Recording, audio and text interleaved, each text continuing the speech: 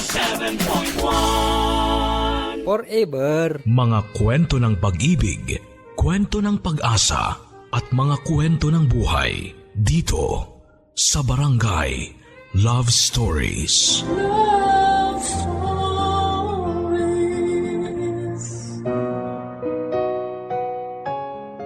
Maiksi lamang ang buhay. Kaya dapat wag natin itong sayangin sa pagtatanim ng sama ng loob. Lalong-lalo na sa mga mahal natin sa buhay. Matuto po tayong magpatawad sa mga taong nagkasala sa atin sa nakaraan at patuloy nating mahalin yung mga taong kasama natin sa kasalukuyan. Ikaw, meron ka bang mahal sa buhay na gusto mong patawarin o hingan ng tawad? Maswerte yung mga anak na kumpleto pa ang mga magulang. Meron kasing wala ng nanay, meron ding wala ng tatay. At meron namang ulilang lubos na. Pero paano na lamang kung meron kang magulang? Kaya lang hindi mo naman tinatrato ng maganda. Mga kapuso, katulad din ba kayo ng ating letter sender ngayong araw na kung kailan huli na saka nagsisisi? Pakinggan ang kwento ng kanyang buhay, pag-ibig at pag-asa sa nangungunang Barangay Love Stories. Dear Papa Dudut, isang magandang araw sa inyo at sa ating mga kabarangay. Itago niyo na lamang po ako sa pangalang Lucio. 35 years old at may-ari ng talyer dito sa Pasig. Tubong Samar talaga ako, Papa Dudut. Kaso noong araw ay lumuwas ako ng Pamaynila para mamasukan sa talyer na pagmamay-ari ng kamag-anak ng tropa kong si Marco. Hanggang sa nakapagtayo din ako ng sarili kong negosyo. Nagsimula akong makinig ng programa ninyo nang makilala ko ang aking misis. Avid listener niyo po kasi siya. At hindi nagtagal ay naging tagahanga niyo na rin po ako. Paborito ko ang mga kwento ng pag-ibig na madalas ninyong itampok. Pero ang mas nakakapukaw ng atensyon ko ay yung mga storya ninyo tungkol sa mga magulang.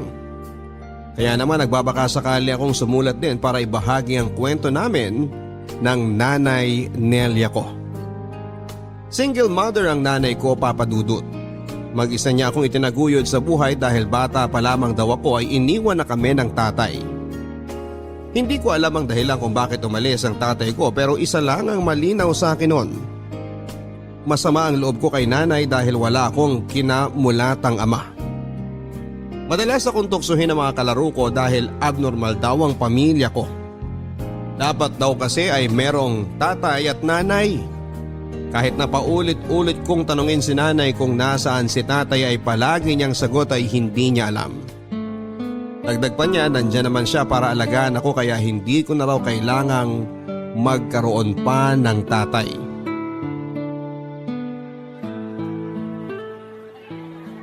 Bili na ho kayo ng kangkong! Murang-mura lang ho! tig-5 piso lang kada tali. Bili na ho kayo mga suki! Nay, pwede na po ba akong umalis? Kasi niyayaya ako ni Pedring na mag-computer eh. Lucio anak, alam mo namang araw ng palengke ngayon. Kailangan ko ang tulong mo para naman makarami tayo ng mabentang kangkong. Kaya niyo na po yan, Nay. Di ba palagi naman kayong nandito sa palengke? Kaya kabisado niyo na yung galawan dito. Nak, medyo mahina pa nga ang kita natin eh. Tingnan mo, 5 tali pa lang ang nabibenta natin, tapos magtatanghali na. Kailangan maubos natin tong 50 pirasong taling natitira para kahit papano may pambili tayo ng bigas at ulam. Pwede naman po tayong umutang kina Aling Marites kung sakaling hindi po natin maubos yung mga kangkong ngayon, di ba? Kaso nagagalit sa atin si Marites dahil hindi pa natin nababayaran yung utang natin noong 1 linggo sa kanila. Kaya sinabihan niyo na ako kanina na bawal daw muna tayong kumuha sa tindahan niya. Ano ba naman yan, Nay? Kaya nga tigilan mo na yung pagrereklamo dyan at tulungan mo ako magtinda dito. Bakit hindi ka kaya maglako doon? At ako ang tatao dito para naman pareho tayong magkaroon ng benta. Alam niyo naman pong ayokong naglalako eh. Mamaya makita pa ako ng mga kaibigan ko dyan pagtawanan na naman nila ako eh. Nung isang araw wala pong tigil sa panunukso sa akin si Pedring tungkol sa pagtitinda ko ng kangkong. Nalaman pa ni Melda yung nililigawan ko. Kaya tuloy pinagtawanan din ako. Ay, anak, hindi mo dapat kinakahiya ang pagtitinda ng kangkong dahil ito ang bumubuhay sa atin. Tignan mo ko. Proud kang kung vendor ang nanay mo. Kayo yun, Nay. Magkaiba po tayo. Ayokong lumaki na nagtitinda ng kangkong kagaya nyo. Di bagay sa akin, lalo pat lalaki ako. Gusto kong trabaho yung may kinalaman sa mga sasakyan. Ayoko dito sa palengke. Ang init-init na, ang ingay-ingay pa. Matutupad mo yung pangarap mo kung tutulungan mo ako makabenta ng marami ngayon para may pambaon ka sa school sa Lunes. Tsaka ano bang nakakahiya sa pagtitinda ng kangkong, Aber? Para mo namang sinabing nakakahiya din ang pagtitinda ng buko juice, ice cream at fishball. Ano ba naman yan, anak? Yan ba ang natututunan mo sa eskwelahan? Ang maging mapangmata? Hindi ko naman po sinasabing nakakahiya ang pagtitinda ng buko juice o fishball. Ang akin lang, ayokong magtinda ng kangkong. Bakit nyo pa po kasi ako sinasama dito sa palengke? Samantalang tinutulungan ko naman na po kayo sa pagtatali at pagbubuhat ng mga kangkong na ibebenta. Alangan namang isama ko si Petring. Sino ba sa inyo ang anak ko? O hindi ba ikaw? Si nanay talaga. Seryoso po ako. Seryoso din naman ako Mukha ba akong nagbibiro? Ikaw lang ang pwede kong asahan na tumulong sa akin. Lalo ngayong malaki ka na. Ilang taong ko din sinulong pagtitinda dito, no? Dahil bata ka pa noon. Ay, yun nga, Nay. Di nyo man lang naisip kung gusto kong sinasama nyo ako nun dito sa palengke. Yan tuloy. Mula noon hanggang ngayon ang tawag sa akin ng mga kababata ko Lucho Kangkong. Ano ba naman yan? Kasalanan nyo kasi. Palibhasa, yung mga kalaro mo, ano nga bang tawag dun sa Ingles? Spoiled. Oo, mga spoiled yung mga batang yan dahil walang alam sa pagbabanat ng buto. Dapat hindi mo sila sinasamahan dahil puro di magandang natututunan mo sa kanila. Sino pong sasamahan ko? Kayo? Di puro tungkol sa kangkong na natutunan ko sa inyo. Aba! Tignan mo tong batang to. Kailan mo pa natutunang bastusin ako, Lucho? Ay, kung nandito lang sana si tatay, di sana kayong dalawa ang magkasamang nagtatrabaho. Imbis na ako ang sinasama nyo dito. Ilang beses ko ba dapat sabihin sa'yo na wala na ang tatay mo bago mo maintindihan, ha? Iniwan na niya tayo. Hindi na siya babalik. Kasalanan nyo kasi kung bakit tayo iniwan ni tatay, Nay. Lucho, ano ba? Sumusobra ka na, ha? Paano naging kasalanan ko bakit tayo iniwan ng magaling mo ama? Siya tong tumakas sa responsibilidad niya sa'yo.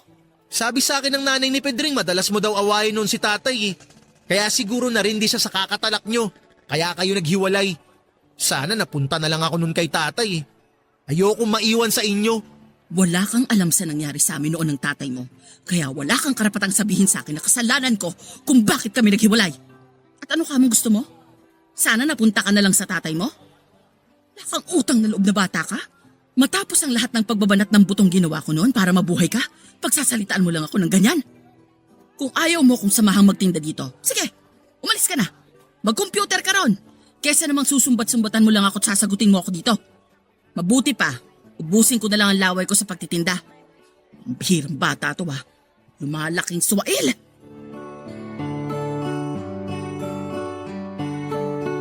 Papadudot, hindi lang pagtitinda ng kangkong sa palengke kasama si nanay ang kinaiinisan ko dahil ultimo gawaing bahay gaya ng pagsasaing, paghuhugas ng pinggan at paglalaba ay kinakatamarang kong gawin.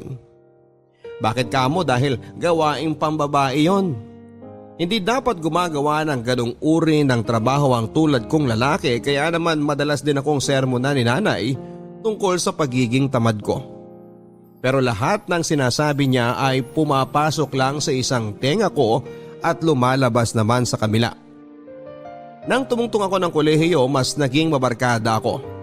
Mas madalas akong tumambay sa kung saan-saan kasama ang tropa ko pagkatapos ng klase namin. Kaysa umuwi ng maaga sa bahay para mag-asikaso o puntahan sa palengke si nanay para tulungan siyang magtinda ng kangkong.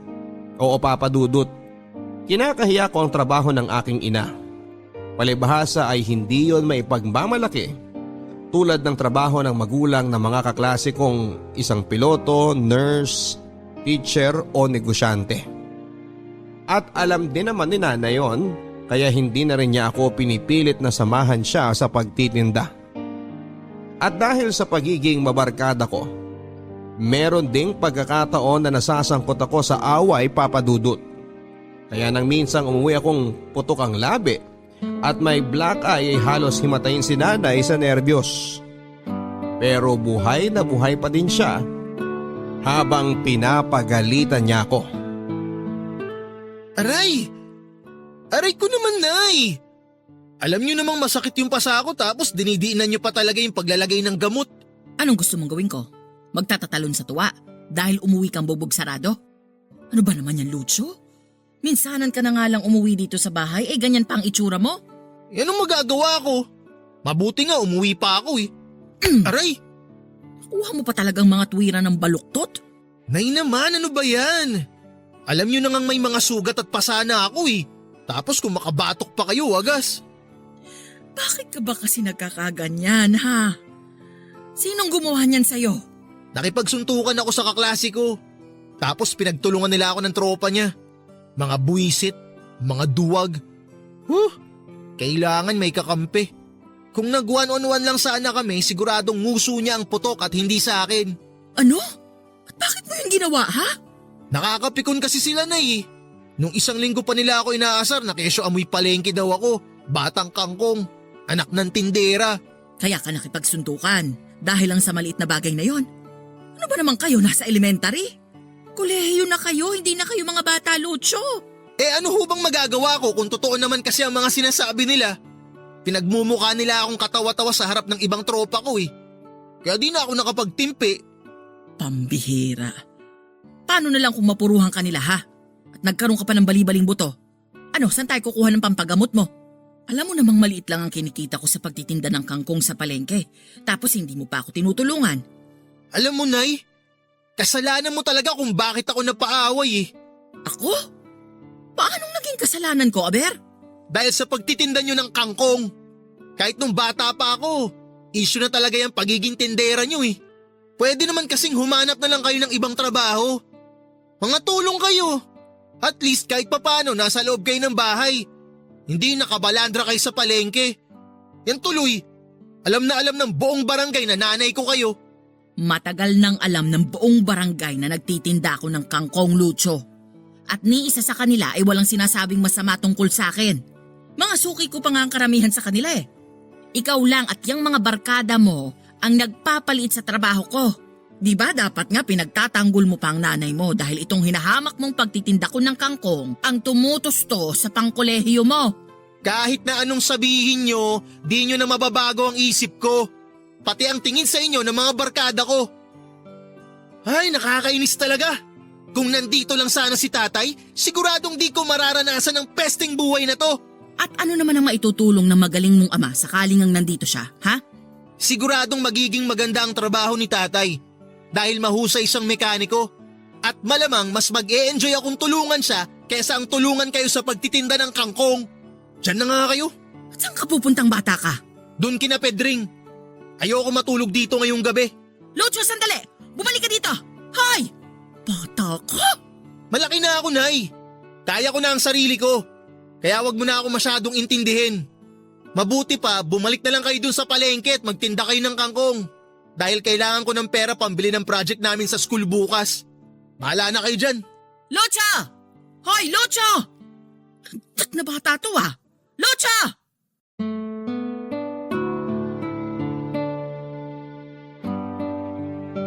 Ayaw ni nanay na lumaki akong basagulero tulad ng tatay ko, Papa Dudut. Pero hindi ako naniniwala kay nanay na ganong uri ng tao si tatay. Sigurado akong gusto lang niyang siraan ang imahe ng aking ama sa akin para hindi ko na ito masyadong isipin pa o hanapin. Kaya naman mas lalong nadagdagan ang sama ng loob ko kay nanay. Tumalas din ang aming pagtatalo dahil sa paulit-ulit akong nasasangkot sa mga gulo. Nandyan, Papa Dudut, yung nagkabaranggayan pa kami ng nakaaway kong taga-kabilang bayan dahil lang natalo namin sila sa basketball. At kung ano-ano pa. Bukod doon ay sawang-sawa na rin ako sa pakikinig sa bulyaw ng nanay ko kung gaano ako kapasaway o kaswail na anak. Kesyo, kailan ko raw ba titigilan ng pagbibigay ng sakit ng ulo sa kanya? Kaya naman napag-isip-isip kong huminto na lamang sa pag-aaral, Papa Dudut, at umalis sa bahay namin. Oo, lumayas ako't nanuluyan sa tropa kong si Marco na nasa kabilang bayan at iniwang kong mag-isa ang matanda kong nanay. Nang umalis ako sa bahay namin, pakiramdam ko ay naging malaya ako, Papa Dudut. Bukod doon, dahil sa pagiging malayo ko sa nanay ko ay mas nagawa ko ang mga bagay na gusto kong gawin nang walang tumatalak sa akin. Ang sarap pala sa pakiramdam na kahit papaano mabigyang katahimikan ang mga tenga kong bingina sa sermon ni nanay. Para mabuhay at may pangkain ay madami akong trabahong pinasukan. Nandyan yung naging delivery boy ako sa isang maliit na kainan na pinapatakbo ng tiyahin ni Marco. Pumasok din ako bilang sales assistant sa tindahan ng mga sapatos para kahit papaano ay may kitain akong pera. At dahil nga meron na akong source of income ay natuto naman akong magbisyo, Papa Dudut. Alak at yosi ang naging libangan ko at sandalan sa tuwing namimiss ko si tatay o di kaya kapag gusto ko nang maglibang. Malaking bahagi sa kinikita ko ay doon lang napupunta pero wala akong pakialam. Mas may silbi pa ang mga yon kesa sa nanay ko.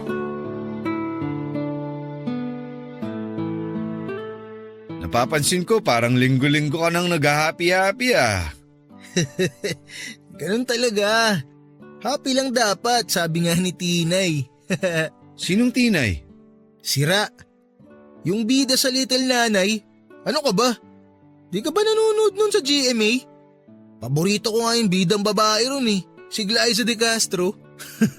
Gago, hindi si Glyza De Castro ang bida ron. Si Chris Bernal yun.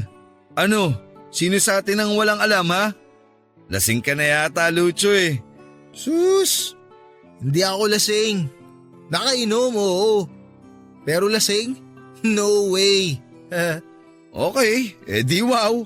Uminom ka na lang din. Dami mo pang satsat eh. Buti nga niyaya pa kita eh.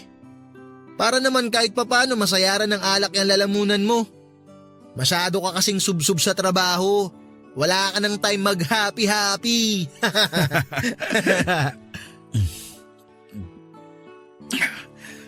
Bakit? Ano bang meron?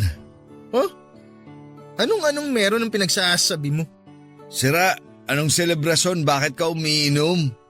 Kadalasan kapag nag-happy-happy ka meron kang pinagdiriwang. So ano, sabihin mo na. Ano, sinagot ka na ba ng nililigawan mo? Ano nga ang pangalan nun? Violeta. Oo, Violeta. So, sinagot ka na ba ni Violeta? Di no. Saka di ko naman nililigawan yung babaeng yun. May jowa na yun, si Nicanor. Mamaya gulpin pa ako ng tropa nun kapag pinormahan ko si Violeta eh. Ay, ganun ba? Akala ko single yun. Akala mo lang, pero hindi. Kaya nga nawala na din ako ng interes sa kanya nung minsan nakita kong umaaligid na parang aso sa kanya si Nicanor. Tapos, na-realize ko, di ko pala siya talaga type. So, sino na type mo? Wala. Di yata taga rito mapapangasawa ko eh. E di kung ganun, bakit ka umiinom? Namimiss ko lang kasi yung airpod ko. Yung airpot mong naglaong parang bula nung bata ka pa. Pwede ba? Di siya nawala na parang bula. May dahilan kung bakit siya nawala. Kasalanan ni nanay kung bakit sila naghiwalay. Yun. Palagi ko kasi siyang naiisip kahit nung bata pa ako eh. Na ano kaya ang buhay ko kung sakaling magkasama kami? Di sana buo ang pamilya namin ngayon kung hindi nawala si tatay. Ang drama mo naman, pre. Di bagay sa'yo. Gago. Madrama naman talaga ang buhay ko ah. Sira ka talaga. E di mo ba sinubukang hanapin ng tatay mo kahit minsan? Ano bang alam mo tungkol sa kanya? Para naman kahit paano may idea ka sa kung ano na ang posibleng buhay niya ngayon. Sinubukan ko siyang hanapin pero ni anino niya hindi ko nakita eh. At ang alam ko, mahilig sa mga sasakyan si tatay. Mekaniko ang trabaho niya bago sila naghiwalay ng airmat ko nung araw. Kaya siguro naman ako sa kanya ang hilig ko sa mga sasakyan. Sa palagay mo, posible kayang may sarili ng talyer si tatay ngayon? Di ko alam. Ano ba yan?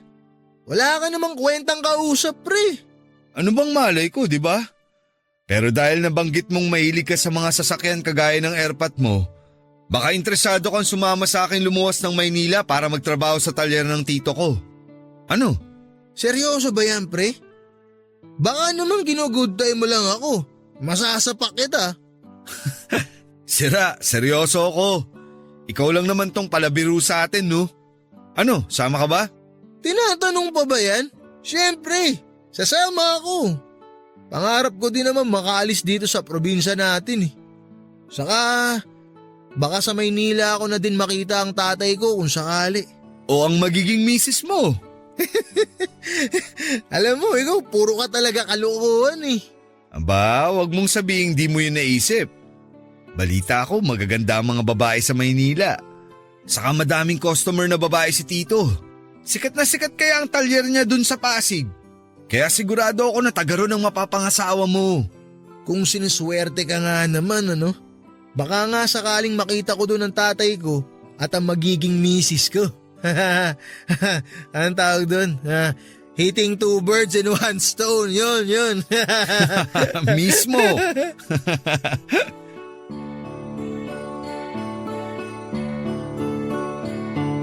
Nang alokin ako ni Marco na lumuwas pa Maynila para magtrabaho sa talyer ng kanyang tito ay hindi na ako nagpatumpik-tumpik pa, Papa Dudut.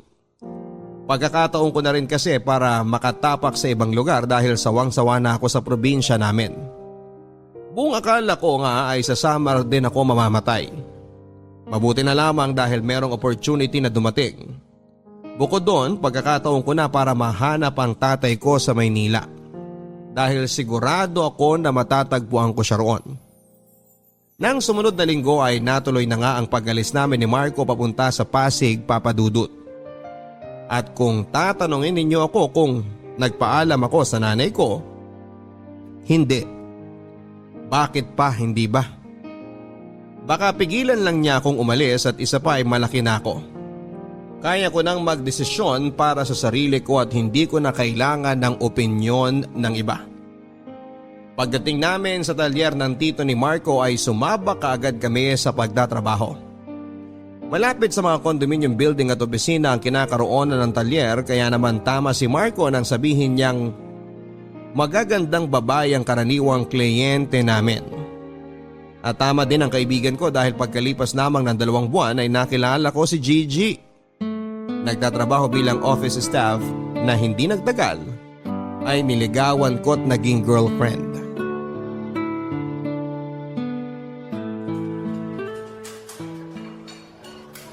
Babe, second date na natin pero di pa rin kita nadadala sa mamahaling restaurant. Sorry ito lang kasi kinaya ng budget ko eh. Ano ka ba naman? Okay lang yun. Saka di naman ako maselan. Paborito ko kaya ang pagkain nila dito kaysa sa mga sosyal na restaurant, no? Alam mo, sa totoo lang, naisip ko kasi na baka mas gusto mo doon kumain kaya talagang pinag-ipunan ko tong second date natin. Kaya lang, naningil na kasi si Aling Deli doon sa utang ko sa tindahan niya kaya napurnada pa yung date natin doon. Babe, wala naman akong sinasabi na di ako komportable sa lugar na to kaya relax ka lang. Malaki naman ang kinikita mo sa talyer, di ba? Tapos di ka naman masyadong magastos kaya bakit nagkakautang ka pa kay Aling Deli? Ano kasi, yung perang sinuweldo ko, nagastos ko nun sa inuman namin ni na Marco. Babe, lahat ng sweldo mo? Di nga. Oo birthday kasi nung isang kaibigan namin kaya bilang regalo, sinagot ko yung kalahati nung ininom namin. Yan yata yung isang beses na di kita makontak tapos akala ko kung napaano ka na. Nakikipag-inuman ka lang pala. Sorry na babe, di ko na kasi namalayan ng oras nun tsaka na-deadbat pa yung cellphone ko. Sige, patatawarin kita this time. Pero pag inulit mo pa yon, naku, magagalit na talaga ako sa'yo Oo babe, Pexman, di na mauulit yun. Ang alin yon? Yung di ko pagtitext sa'yo kapag may inuman ng tropa.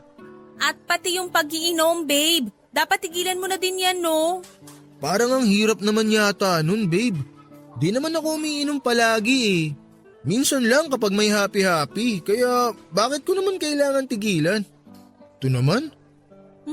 Minsan lang ba talaga? Oo, no, promise, minsan lang. Saka wag mo na masyadong isipin yun. Bata pa ako. Ayos na ayos pa ang bahay ala ko. Ewan ko sa'yo, babe. Basta ako ay nagpapaalala lang. Liver cancer kaya ang kinamatay ng tatay ko dahil ayun, inom to the max ang peg. Di nagpaawat. Kinuha tuloy ng maaga. Ay, sumalangit nawa ang kaluluwa ni tatay. Masamang damo ako. Tsaka para ka namang nanay ko kung maner mo ni. Speaking of your nanay, sabi mo nasa Samar siya, di ba? Oo. Ba't mo naman natanong? Wala lang. Napansin ko lang di mo siya madalas kinukwento, kaya na-curious ako kung nag-uusap pa ba kayo o ano. Ay, simula nang umalis ako sa amin, di na kami nagkausap ni nanay. Saka bakit pa? 'Di ba? Wala din naman kaming pag-uusapang matino. Yung pagluwas ko nga dito, di niya rin alam eh. Grabe ka, babe! Di ka man lang nagpaalam sa nanay mo? Tulad nga ng sinabi ko, di na yun kailangan. Nasa tamang edad na ako at pag-iisip para magdesisyon sa mga bagay na gusto kong gawin sa buhay ko. Saka ayokong pinakikialaman ako ng nanay ko. Simula pagkabata, palagi na lang niyang sinasabi sa akin kung ano ang dapat kong gawin. Kahit na ayoko, pinipilit pa rin niya ako. Kaya nga di ko siya masyadong pinakikinggan nun eh. Di ko sinusunod yung mga sinasabi niya. Sobra naman yata yun. Kasi kahit anong mangyari, nanay mo pa rin siya. Di mo ba siya namimiss? Di mo naiisip kung kamusta na siya dun sa probinsya? Siguradong miss na miss ka na niya, babe. Ay, hindi ko naman kailangan malaman kung namimiss niya ako eh. Tsaka wala akong pakialam kung kumusta na ba siya ron. Tungkol na lang ba sa airmats kung pag-uusapan natin? Kasi parang nawawalan na ako ng gana. Date natin to, di ba? Dapat tungkol sa atin yung pag-usapan natin. Hindi yung sa kung sino-sino. Okay, sorry naman. Naisip ko lang kasing itanong pero kung ayaw mo ng pag-usapan, di naiintindihan ko. Kain na lang tayo. Mabuti pa nga.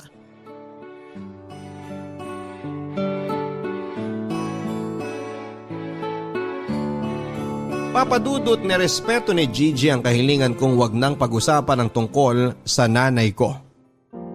Sa katunayan, yun ang huling beses na binanggit niya si nanay kaya naman masayang masaya ako.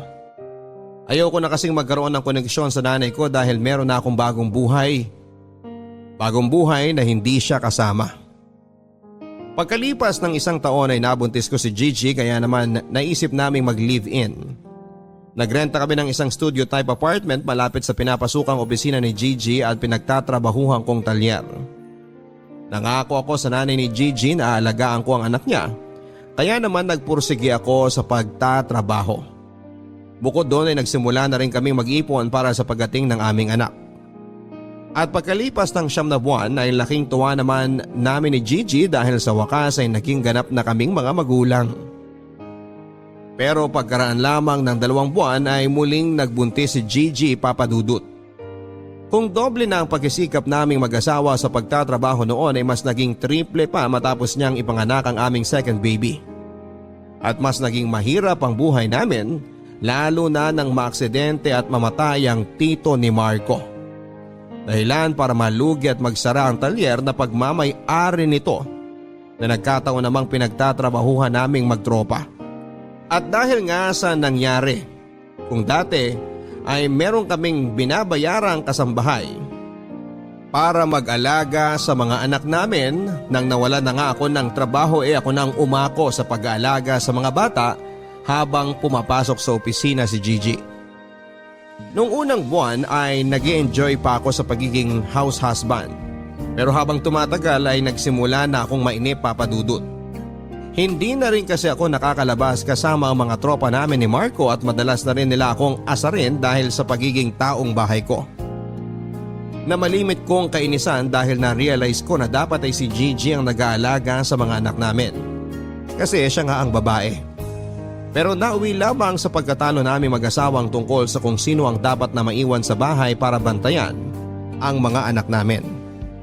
At dahil nga nagtitipid kami kaya naisip ni Gigi na ipaalaga sa nanay niyang may sakit ang mga anak namin.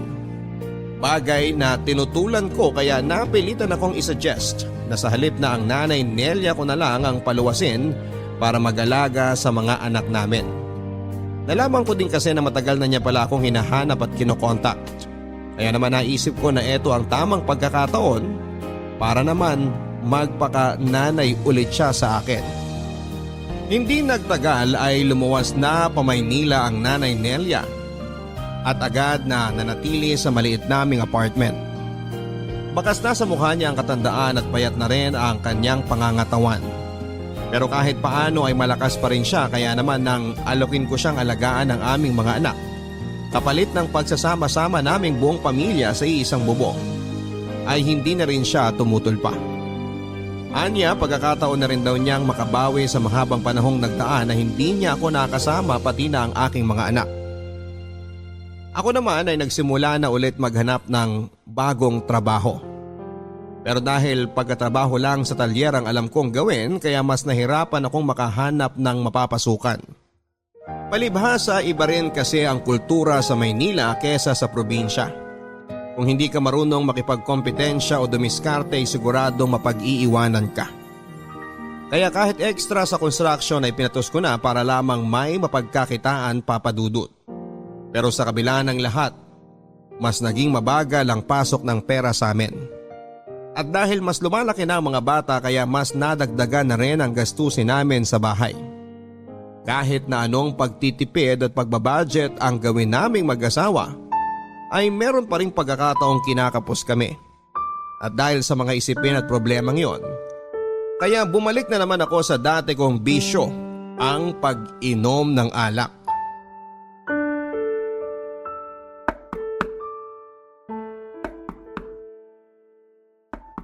Ano ba?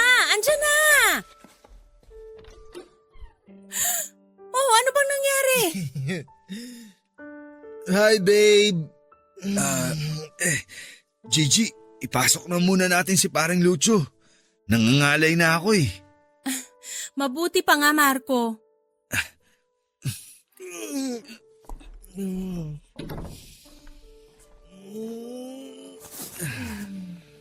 Babe, umayos ka nga. Ano bang nangyari sa kumpare mo, ha? Saka bakit siya lasing na lasing? Ano kasi, nag-iaya kasi siyang mag-inuman kami pagkatapos ng trabaho namin sa construction. Kaso, medyo naparami yung nainom niya, kaya ayan. Anong ayan? Alam mo namang ganyan ang nangyayari kay Lucho kapag nasusobrahan sa inom, di ba? Saka bakit ba kasi kayo nag-iinuman pa? Yung pinambili nyo ng alak, saan galing? Pinag-ambagan namin. Pero mas malaki ang nilabas ni Lucho kasi gusto niya raw manlibre. Aba, ang husay! At nakuha nyo pa talagang gumastos para lang sa bisyo nyo? Ano ba naman yan, Marco? Sobra ka naman magalit, Gigi. Saka minsan lang naman kami mag-happy-happy eh. Huwag ka nang manggalaite dyan.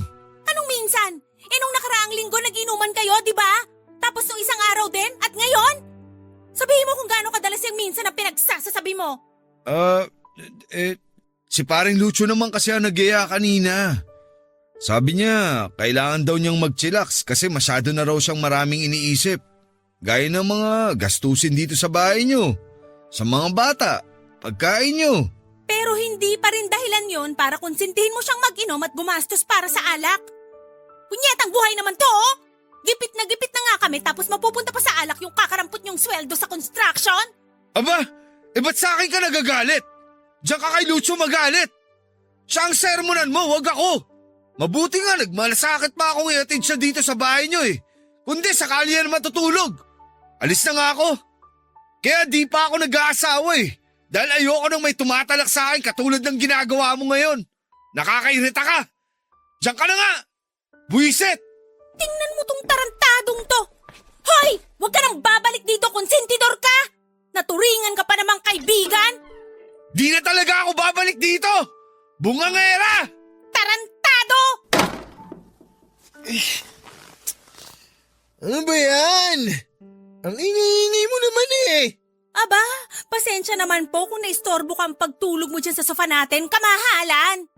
Ano bang pinagsasabi mo? Ba't ba ang ingay mo? Ha? Nakakarindi ka na eh. Naririndi ka? Bakit? Sa palagay mo ba natutuwa ako dahil sa pinaggagawa mong animal ka? Alam mo na nga kapos tayo sa pera, nakuha mo pang mag-inom? At nilibre mo pa ng alak mga barkada mo? Aba, ang yaman mo naman pala, Lucho. Pensyonado lang? Pwede ba, Gigi? Nakakarindi ka ng lintik ka eh. Ano naman kung nilibre ko sila? Ha? Ano bang pake mo? Pero ako naman yung ginastos ko ah. Pera ko, hindi sa'yo, hindi kung kanino. Sa akin. Kaya ano nga pinuputok ng butchi mo dyan? Ha? Kapal ng mukha mo. Nalusaw na ba talaga ng alak pati ang makitid mong utak, ha? Tinatanong mo ba talaga ako kung ba't ako nagkakaganito? Pwes, ipapaliwanag ko sa yung bobo ka. Nagagalit ako dahil wala na nga tayo halos panggastos sa pamamahay na to, pero nakuha mo pang magbisyo. Di ba sinabi ko na sa'yo na tigilan mo na ang pag-inom ng alak? Napaka-irresponsable mong tao ka. Ah, ganun. Alam mo, sumusobra ka ng babae ka eh. Yan, para magtanda kang leche ka. Naku! Chichi! Anong ginawa mo sa asawa mo, Lucho? Hoy! Wala kang pakialam dito, matanda ka! Manahimik ka! Isa ka pa eh! Papadudot dumalas pa ang pag-aaway naming mag-asawa dahil sa bisyo ko na pag-inom ng alak at mas naging mabigat ang pagdadala namin sa buhay. Nandyan yung nag-isang kahig isang tuka kami lalo na noong matapos na ang kontrata ko bilang construction worker. Sinubukan kong maghanap ng iba pang trabaho pero lalo lamang akong nahirapan. At hindi nga nagtagal, hindi lang alak at sigarilyo ang naging bisyo ko dahil nalulung na rin ako sa sabong nang minsan akong isama ng tropa namin ni Marco sa sabungan. At syempre nakarating yon sa kaalaman ni Gigi kaya lalo kaming nag-away. Hanggang sa umabot na nga sa puntong naabutan kong nag-aal sa balutan ng misis ko dahil malak nila akong iwanan ng mga bata. Gigi! Gigi! Uy! Anong ginagawa mo? Bakit nag-iimpake ka? Saan ka pupunta?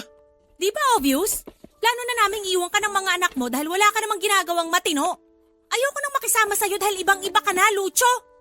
Di na ikaw yung taong nangako sa mga magulang ko na aalagaan kaming mag-iina. Di na ikaw yung taong pursigido sa buhay dahil meron kang magandang pangarap sa amin ng mga anak mo. At di na rin ikaw yung lalaking minahal ko. Puro ka na lang bisyo. Wala ka nang ibang alam gawin kundi uminom, manigarilyo at ngayon nawiwili ka naman sa sabong? Kapal din ang pagmumukha mo, no? At saan mo nga pala kinukuha yung mga pinangsusugal mo, ha? I'm sure pinangungutang mo pa yan. Grabe, Lucho. Di na kita kilala. Nagbago ka na. Walang aalis sa inyo. Di ako papayag na iwan niyo ako. Di mo kami pwedeng pigilan dahil sawang-sawa na ako sa mga away natin. Pagod na ako sa mga pag-intindi sa'yo at sa pag-asang isang araw ay magbabago ka pa. Na magiging responsableng tatay ka uli sa mga anak mo. Kaso hindi. At mukhang malabo nang dumating ang araw na yun kaya bakit pa kami magtsatsagang makisama sa'yo, ha? Walang aalis dito. Dito lang kayo. Tigilan mo yung kakapalo mo sa akin, ha? Nakakarindi ka na. Bitiwan mo ako!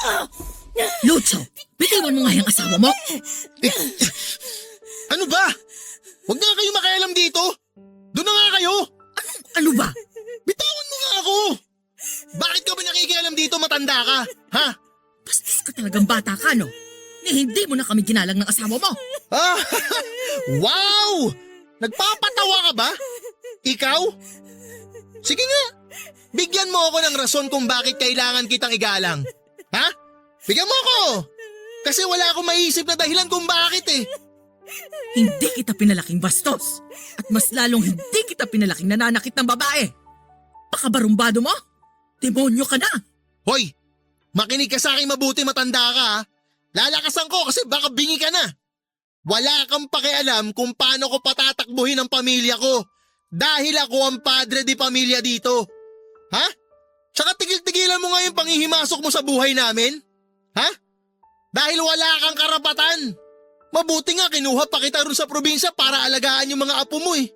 Dahil kung hindi, siguradong mabubulok ka doon mag-isa. Mamamatay ka ron mag-isa. Lucho, tumigil ka na nga. Bakit mo pinagsasalitaan ng ganyan ang nanay mo? Nasisiraan ka na ba ng ulo? Magulang mo pa rin siya. Magulang. Dahil mo sinasabi, wala kang alam. Para sa akin, matagal na akong walang magulang. Walang tatay, walang nanay. Tsaka kung tutuusin, kasalanan naman ng matandang yan kung bakit buong buhay ko, pakiramdam ko, ulila ako eh. Hoy, ikaw matanda, makinig ka. ikaw ang may kagagawan kung bakit ni minsan di ko naranasang magkaroon ng ama. Ha? Dahil sa'yo, kaya kahit kailan di naging buo ang pamilya natin. Tapos ang lakas ng loob mong pakialaman ng pamamalakad ko sa pamamahay na to? Bakit? Ha? Ano? Sino ka ba sa akala mo? Ha? Ha? Ano? Ano? Sino ka ba? Lucho, wag mo saktan ang nanay mo, ano ba? Pwede ba? Huwag kang ang OA dyan. Di ko naman siya sinaktan ah. Tinapik-tapik ko lang naman siya. Baka sakali kasing magising siya sa panaginip niya na meron siyang buo at masayang pamilya. Napakagago mo talaga! Alam mo, Nay, sana di na lang si tatay ang umalis dun eh. Sana ikaw na lang. Sana ikaw na lang ang nawala. Sana hindi na lang si tatay. Dahil sigurado ako, mas magiging masaya at maayos ang buhay ko kung sa kanya ako lumaki at hindi sa'yo. Di sana magiging katawa-tawa at kaawa-awa ang kabataan ko kung hindi dahil sa'yo at sa buwisit mong pagtitinda ng kangkong! Kung bakit ba kasi hindi na lang ako lumayas noon eh. Buwisit talagang buhay to. Ay! Ayos lang ako, Gigi. Medyo sumakit lang ang dibdib ko pero ayos lang ako. Huwag mo akong masyadong alalahanin. Sigurado po ba kayo, Nay? Tingnan mong ginawa mo sa nanay mo! Huwag kang nga nagpapaloko sa matandang yan. Diyan ka magaling, Nay. Sa pag-arte. Sana pala nag-artista ka noon. Hindi ka nagbenta ng kangkong. Pwede ba tumahimik ka na?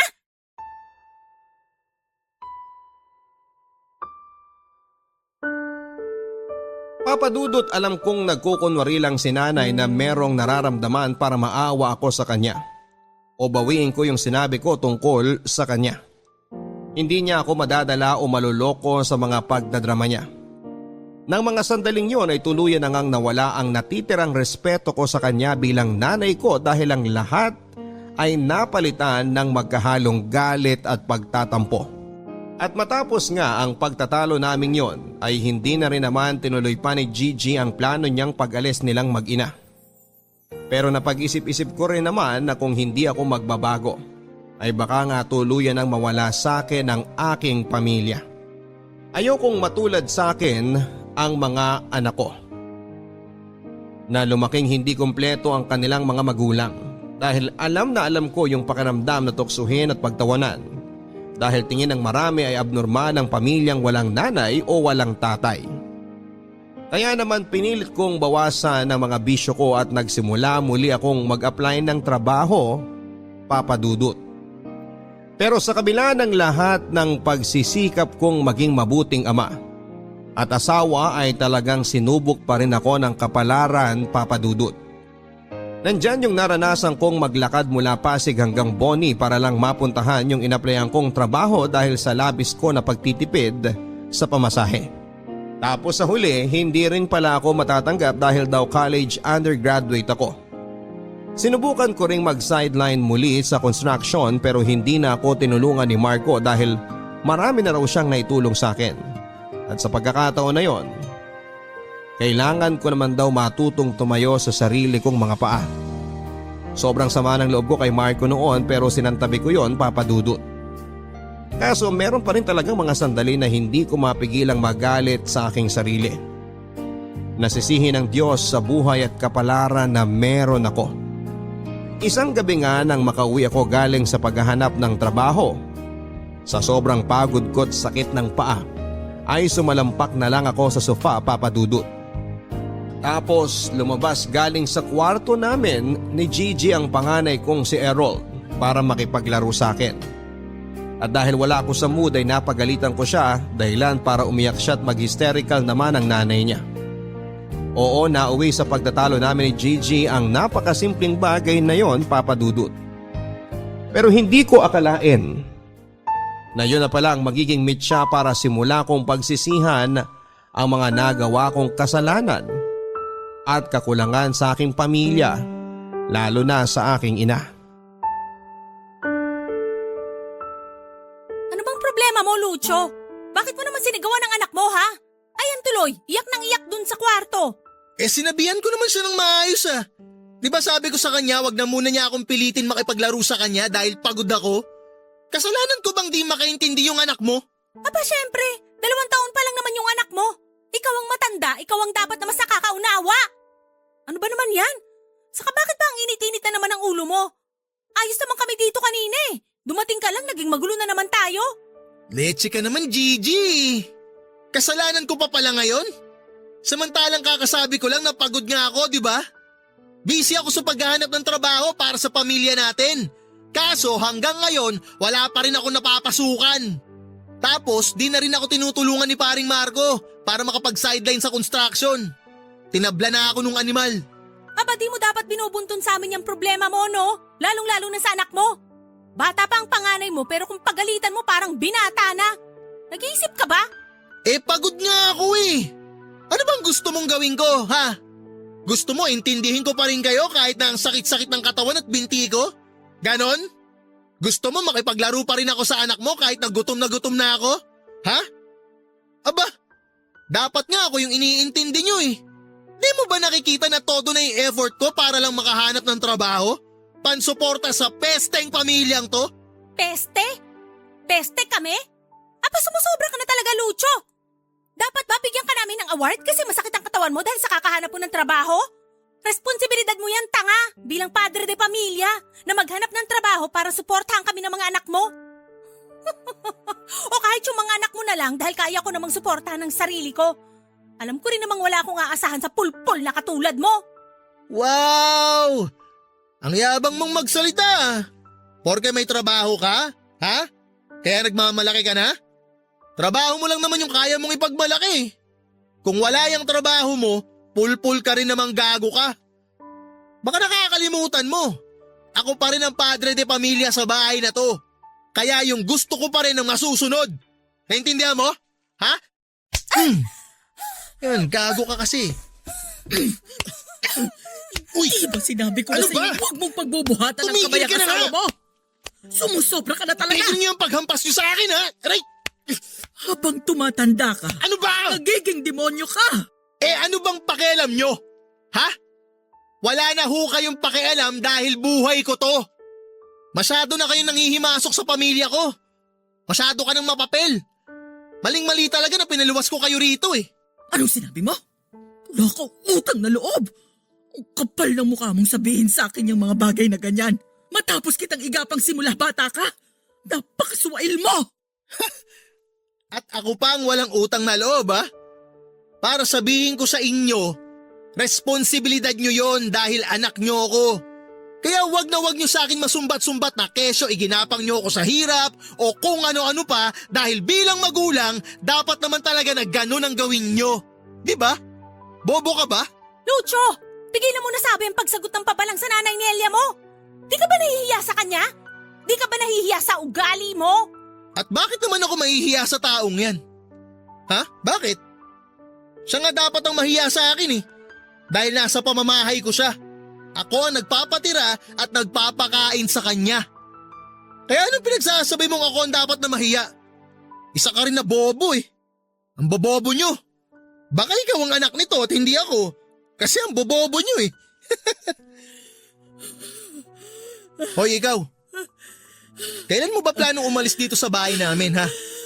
Sa totoo lang nasusuya na ako sa presensya mo eh. Lucho, ano ba? Bakit? Totoo naman, di ba? Kapos na kapos tayo. Hindi na nga natin alam kung anong klaseng pagtitipid ang gagawin natin eh. Kaya di na natin kailangan ng ekstrang palamunin sa pamilyang to. Nay! Diyos ko! Nay! Nay! Ano ba, Lucho? Wala ka bang balak tulungan ako dito? Tingnan mo si nanay! Wala na siyang malay! Nay! Nay! Gumising po kayo, Nay!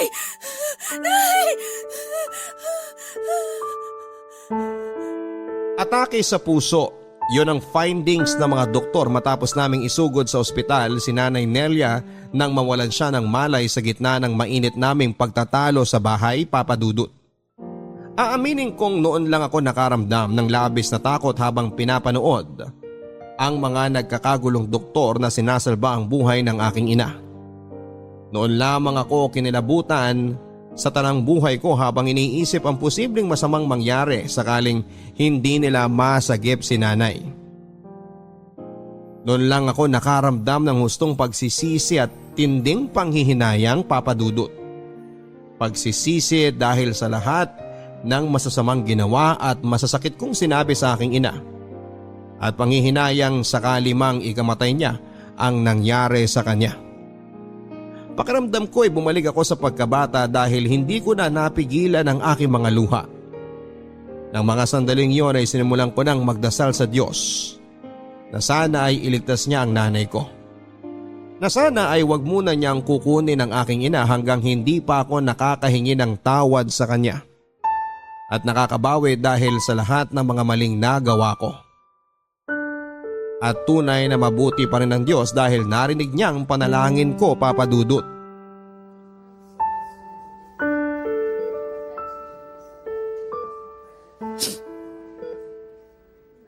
Nay,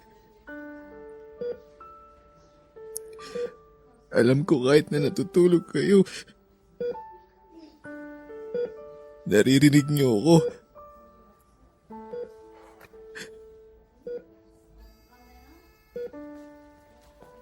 Gusto ko lang pong humingi ng tawad dahil sa mga kasalanan ko sa inyo.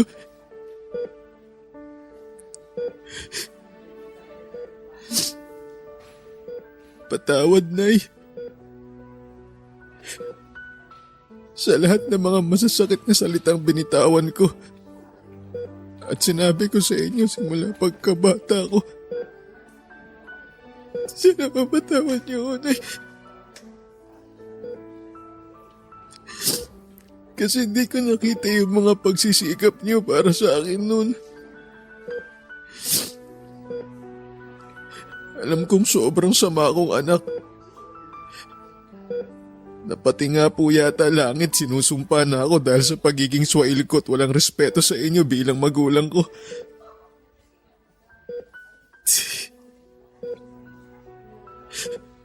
Sana mapatawad mo ako, Nay.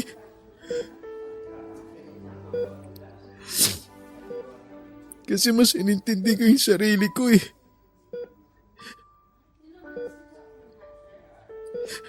Naging makasarili ako.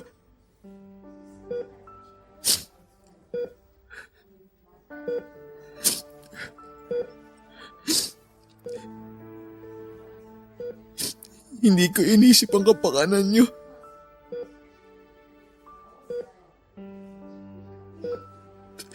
Patawad, Nay. Kasi ginusto ko na sana kayo na lang ang nawala at hindi si tatay. Pero ngayon nandito kayo sa ospital at nakahiga sa kamang to. Ang totoo po niyan, nakakaramdam talaga ako ng matinding lungkot, Nay. Natatakot po ako na baka mawala kayo. Na baka iwan niyo rin ako tulad ni tatay.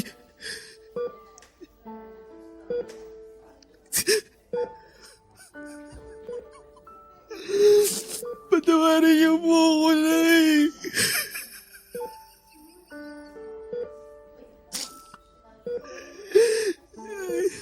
Hindi ko po sinasadya lahat. Hindi ko po sinasadya.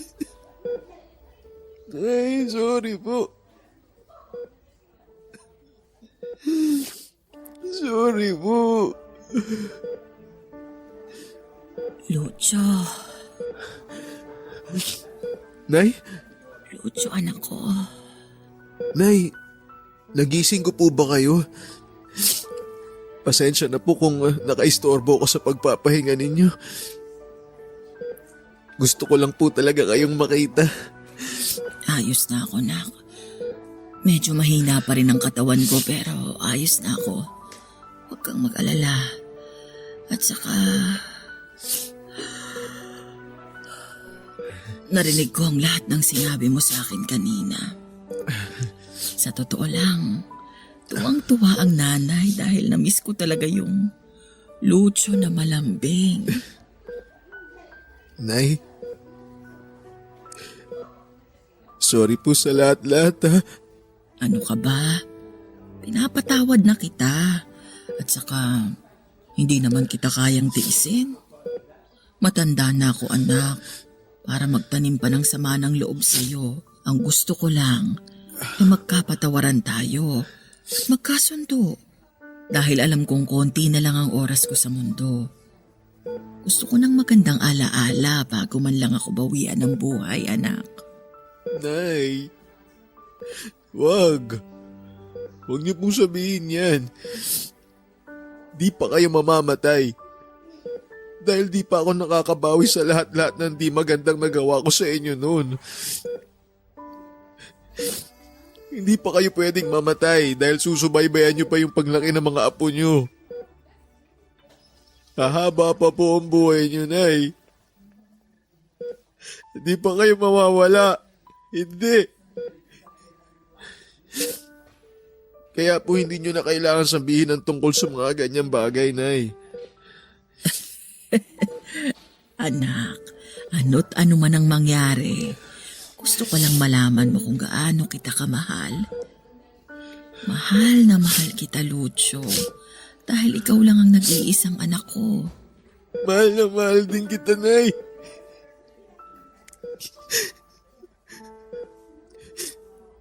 Patawarin niyo ako dahil huli na nung nakita ko kung gaano kayo kahalaga sa akin. Dahil mas inuna ko po ang sarili ko. At dahil mas palagi kong hinahanap si tatay. Nakalimutan ko kayo, Nay. Sorry po, Nay. Sorry po. Sorry po talaga, Nay. Wala nang kaso yun, anak. Nakaraan na lang yun. Alam mo, naiintindihan ko naman kung bakit palagi mong hinahanap ang tatay mo eh. Pero wala naman akong magawa. Dahil hindi ko na maibabalik pa yung mga panahong magkasama kami. Ang tatay mo, sinasaktan niya ako, anak. Huh? Hindi ko alam kung bakit bigla na lang nagbago ang tatay mo. Mula sa pagiging mabuting tao, tumalas ng tumalas ang pananakit niya sa akin. Noong isang beses na napagbuhatan niya ako ng kamay, pinalagpas ko yun dahil ayokong masira ang pamilya natin. Kaya lang yung mga sumunod niyang pananakit, hindi ko na kinaya. Kahit labag sa loob ko, lumayas ako sa bahay natin noon kasama ka para magpakalayo-layo sa kanya. Tapos nabalitaan ko na lang na nagkaroon siya ng bagong babae nung maghiwalay kami. Simula noon, hindi ko na siya inisip pa at mas pinagtuunan kita ng pansin dahil ikaw lang yung mahalaga sa akin. Ikaw lang yung meron ako, anak. Bakit di niyo sinabi sa akin na sinasaktan pala kayo ni tatay? Bakit? Dahil nakikita ko kung gaano mo kamahal ang tatay mo. Kahit na hindi kayo matagal na nagkasama. At kung sasabihin ko pa sa iyo ang totoo, baka kamuhian mo pa siya. Talagang kamumuhian ko siya dahil sa ginawa niya sa inyo. Gago pala siya eh. Siya pala tong may kasalanan kung bakit nasira ang pamilya natin eh. Lucio, patay na ang tatay mo. Ha? Ano ho? Bago ako lumuwas dito sa Maynila, nabalitaan ko sa mga kakilala namin na namatay siya dahil sa isang malalang sakit. Akala ko tuluyan ko na siyang nakalimutan dahil sa tagal ng panahon na lumipas. Pero nang malaman kong wala na siya, hindi ko pa rin napigilang umiyak. Kasi kahit naman nagbago siya, tatay mo pa din ang lalaking minahal ko noon.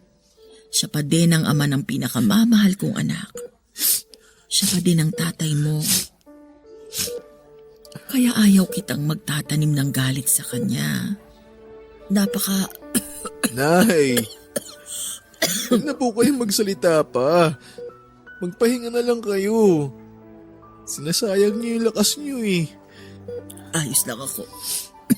Napakaiksi lang ng buhay. Ayokong guluhin mo lang ang panahon mo sa pagbabalik sa mga nakaraan dahil hindi ka makakausad. Hindi mo naman kailangang kalimutan ang nakaraan mo. Pero hindi mo rin kailangang manatili ron. May sariling pamilya ka na ngayon, anak. Lucio, sila dapat ang maging prioridad mo. Mahaba pa ang panahon na nakalaan para sa inyo. Kaya naman dapat mong samantalahin yon. Si Gigi, mabait ang batang yon. Maswerte ka sa kanya. Kaya naman humingi ka ng tawad sa kanya at kung patawarin ka man niya, mangako kang hinding-hindi mo na ulit siya sasaktan. At gawin mo yon dahil kung sakaling mamatay ako ngayon at nalaman kong pinagbuhatan mo ulit ng kamay ang asawa mo, babangon talaga ako sa hukay para isama ka. Si nanay naman eh. Sinabi ko na po sa inyo na wag na kayo magsalita ng ganyan, di ba? Di pa po kayo mamamatay. Hahaba pa po ang buhay nyo dahil babawi pa po ako sa inyo. At saka nay, ipinapangako ko din pong susundin ko na lahat ng mga sinabi nyo simula ngayon. Pexman po. Halika nga dito, anak. Payakap nga ako sa anak ko. Mahal na mahal kita, Lucio. Mahal na mahal kita, anak ko. Mahal na mahal din po kita, nay.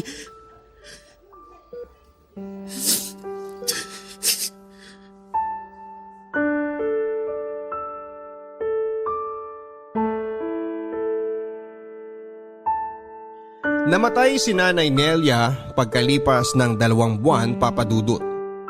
Oo, inatake muli siya sa puso at sa pagkakataong yon ay hindi na siya nakaligtas pa.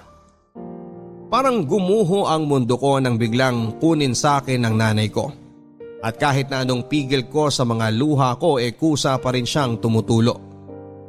Labis din ang pagsisisi ko dahil napakaiksi ng panahong ibinigay sa amin ng Diyos para makabawi ako sa lahat-lahat ng kasalanan at pagkukulang ko sa Kanya.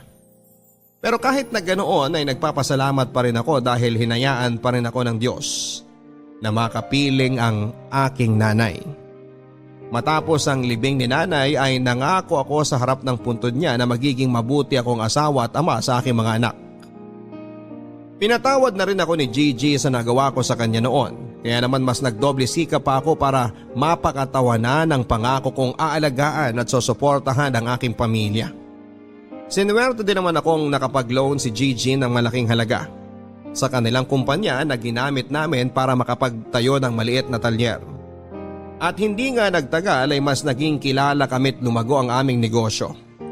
Alam kong masayang masaya si nanay sa langit dahil unti-unti kong tinutupad ang pangako ko sa kanya noong nabubuhay pa siya. Namimiss ko pa rin siya hanggang sa ngayon, Papa Dudut, pero alam kong maligaya na sila ni tatay saan man sila naroroon. Maraming salamat po sa pagkakataong mabasa ninyo ang aking sulat. Malaking bagay din sa akin na maibahagi sa ating mga kabarangay ang kwento ng aking buhay. Ang inyong forever kapuso at kabarangay, Lucio. Sabi nila habang abala daw tayo sa paglaki ay nakakalimutan na nating tumanda na ang mga magulang natin. Sa kaso ng letter sender nating si Lucio ganun nga ang nangyari. Kaya naman ramdam ko ang pagsisisi mo dahil hindi mo nakapiling ng mas matagal ang nanay Nelia mo. Pero Lucio, tama ka sa sinabi mong maswerte ka pa rin dahil nakahingi ka ng tawad sa iyong ina. At kahit na maiksi yung panahon na ibinigay sa inyo, nakasama mo pa rin siya. Alam ko namin ng mga kabarangay na proud sa iyo ngayon ang nanay Nelia mo. Ipagpatuloy mo lang ang pagiging responsableng asawa at ama. Siguradong hindi na babangon sa hukay ang nanay mo para sermonan ka. Biro lang.